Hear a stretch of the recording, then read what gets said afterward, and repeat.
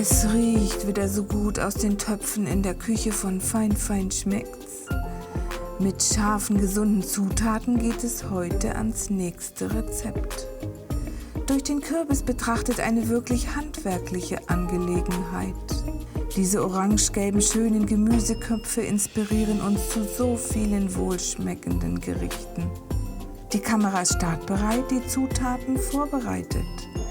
Da möchte man natürlich gern erfahren, was da heute auf den Herd kommt. Es wird geschnitten, geputzt, gehackt und assistiert. Und dann, wie lecker!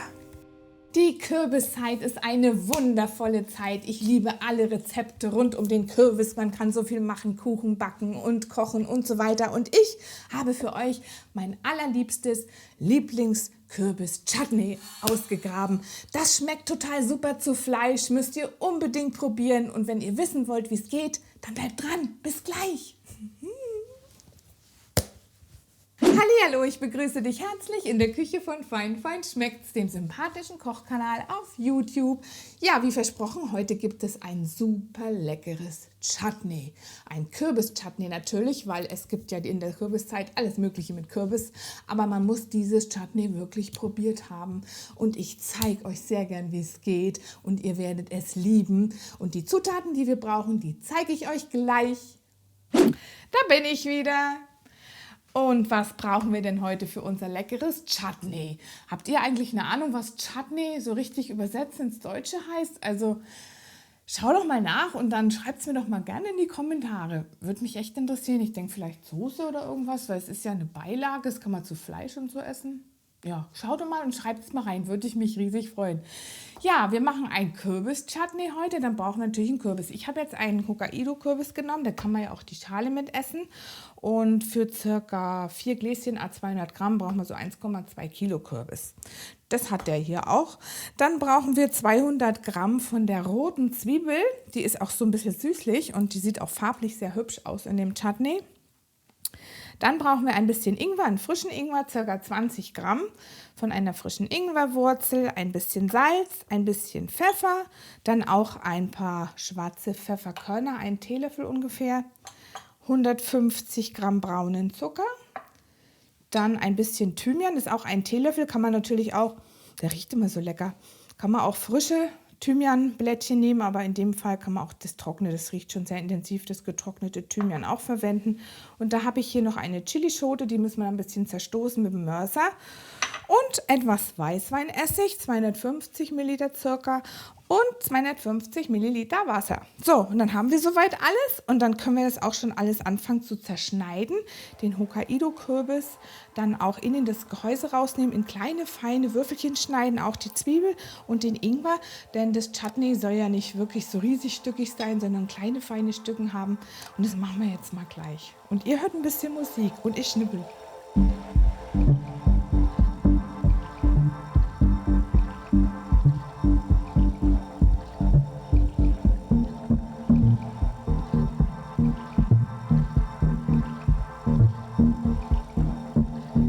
Get no love,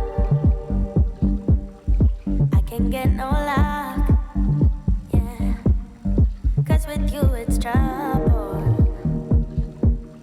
trouble, trouble, trouble,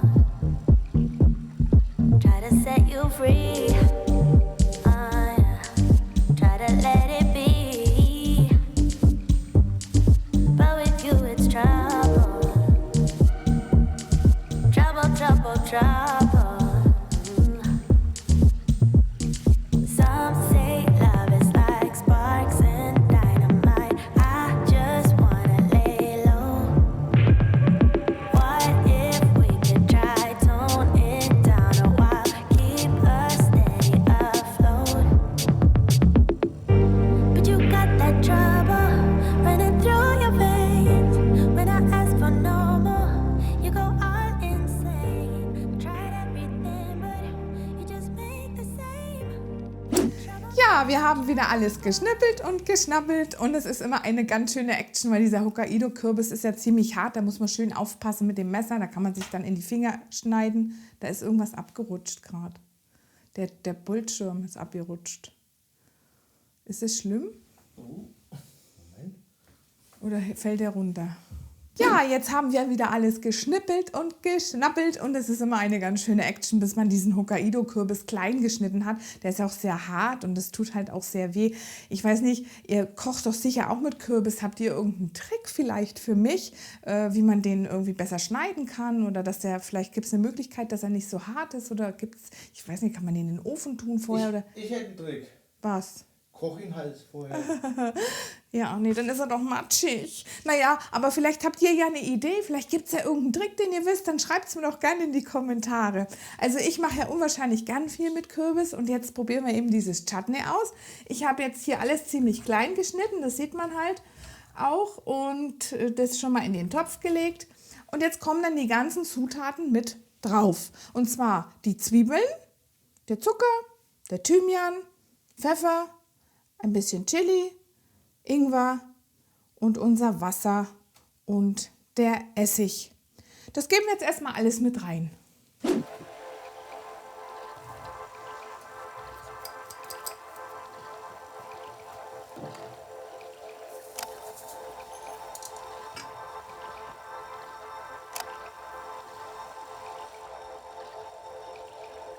Bisschen Pfeffer. Das sieht ja schon top total lecker aus. Ja, finde ich auch. Sehr, sehr bunt. Sehr farbenfroh. So wie der Herbst. So. Dann füllen wir es jetzt mit 250 Milliliter Wasser circa auf. Und dann muss noch genauso viel Essig hinein. So.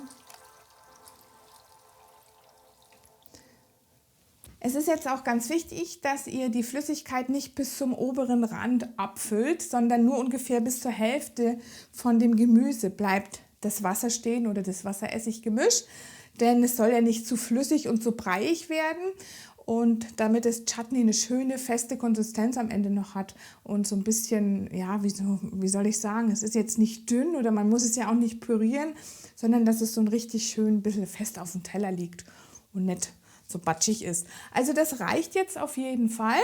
Das kochen wir jetzt dann schön auf miteinander, rühren es etwas um und dann muss es 1 Stunde kochen und dann sehen wir uns gleich.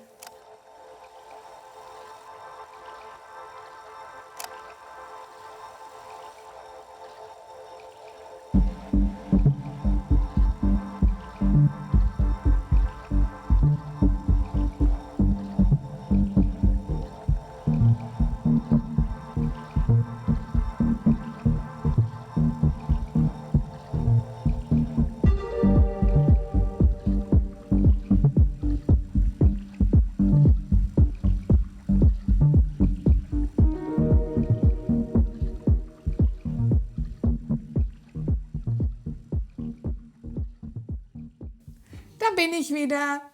Unser Kürbis-Chutney hat jetzt eine ganze Stunde gekocht und ist auch schon ganz leicht abgekühlt. Dann schaut es jetzt ungefähr so aus.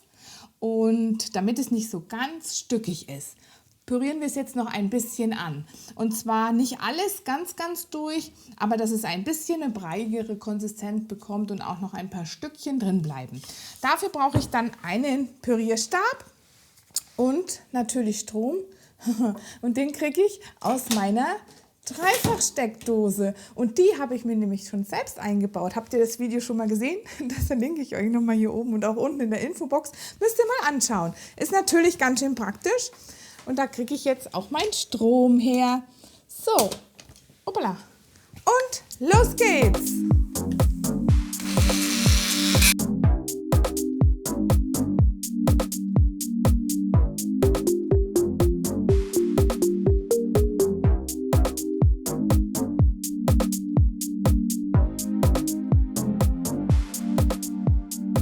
So, das reicht schon so. Also es sind immer noch ein paar Stückchen dabei und es ist auch etwas breiig. Das wird fein. Gut, dann können wir dann jetzt das Chutney abfüllen. Ich habe mir hier so ein paar kleine Gläschen ausgesucht. Das kann man auch gut verschenken, mal mitbringen oder auch Je nachdem, wie ihr wollt, Größe. Es gibt auch größere Gläser. Aber die Menge, die hält bei uns sowieso nicht sehr lange und die werde ich jetzt hier im Kühlschrank aufbewahren und dann kann man es dann auch zu Fleisch essen, allen möglichen Fleischsorten als Beilage. Das ist wirklich ein Gedicht und auch nicht bloß im Sommer zum Grillen ist ein Chutney super lecker, sondern auch sonst, wenn ihr Fleisch irgendwas bratet, probiert es mal dazu.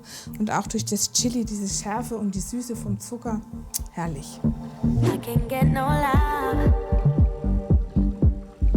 I can get no luck. Yeah. 'Cause with you it's trouble. Trouble, trouble, trouble. Try to set you free. Yeah. Try to let it be. But with you it's trouble. Trouble, trouble, trouble. Some say love is like sparks and dynamite. I just wanna lay low. What if we could try tone it? Und fertig abgefüllt ist unser leckeres Kürbis-Chutney in diese netten kleinen Gläschen. Ich nehme da immer gern Marmeladengläschen, die lassen sich auch schön mitnehmen und verschenken. Und auch für zu Hause, wenn es ein bisschen eine größere Menge gibt, da gibt es diese tollen Weggläser. Die muss man nicht bloß zum Einwecken nehmen, sondern die kann man auch hier mit dem Gummi versehen und mit den Klemmen dann im Kühlschrank aufbewahren, das Chutney. Und es läuft dann auch nicht aus, ist luftdicht verschlossen und dann hält es auch so circa 5 Tage. Aber dann solltet ihr es schon aufgebraucht haben. Bei uns hält es sowieso nicht so lange, weil wir essen das schon sehr, sehr gern. Zu jeder Art von Fleisch. Probiert es einfach mal aus. Es ist wirklich sehr, sehr lecker. Und ich habe mich riesig gefreut, dass ihr zugeschaut habt und dabei wart. Ja, und wenn wir uns wiedersehen nächsten Sonntag, da freue ich mich natürlich umso mehr. Bis dahin wünsche ich euch eine schöne Woche. Lasst euch gut gehen. Macht ein paar tolle Rezepte mit Kürbissen und ja, bis dahin, eure Joanna. Ciao, ciao. Everything will be fine.